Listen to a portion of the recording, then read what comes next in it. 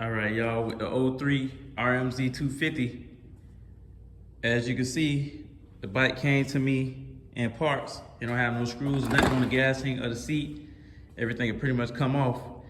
But the main problem that the customer said was that the bike just needed a timing chain. And he said he have all the parts. So what I'm basically gonna do is just make sure that's all it definitely needs is a timing chain. So I'm just gonna take the cylinder off right there, just to make sure the piston's still good, the crank's still good. And then I'm gonna make sure, see how the timing chain, try to pull the old timing chain out if it's one still in there. But other than that, we're gonna go from there. All right, y'all, so one thing I wanted to show y'all before I pulled off the cylinder was, as you can see, the timing chain is definitely stuck down in there. If y'all can see down in there, the timing chain is stuck all the way down in there. So what I'm gonna do is go ahead and just pull this cylinder off so we can just check that piston and the crank. And then I'm gonna pull that timing chain out, the old timing chain. Then we're gonna go from there. All right, y'all, so to get to that timing chain, to get the broken timing chain out, we're just gonna pull off the stator cover, and then we're gonna pull the flywheel off so I can pull that chain, the timing chain out, so we can check and see if that crank's still good, and then we're gonna go from there.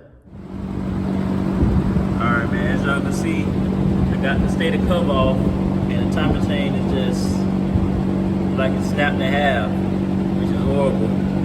So the only thing I'm gonna do is just pull this flywheel off, so I can just make sure nothing behind this flywheel is cracked or damaged or anything.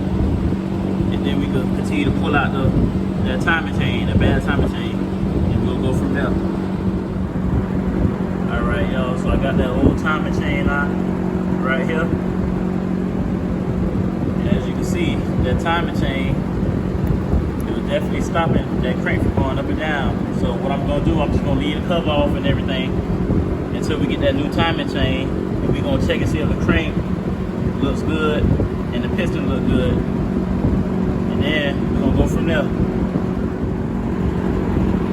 All right, y'all, one more thing that I noticed is that he is missing his air screw in the carburetor.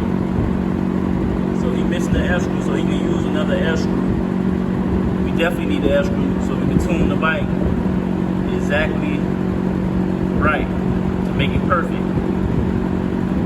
But other than that, we'll go from there. All right, y'all, so I went ahead and put the timing chain out.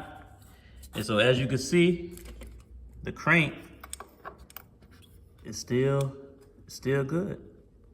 The crank's still good.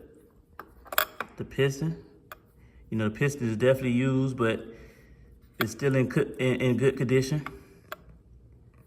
So the piston is still good. Yeah, as you can see, it's going, it goes up and down pretty good now, pretty smooth.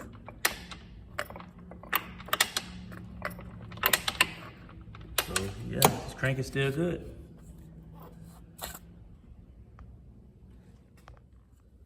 Okay, and with the cylinder is still good.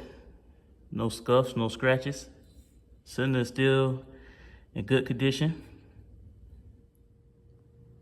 Yeah, and other than that, I know I didn't show this at the beginning of the video, but everything is pretty much there.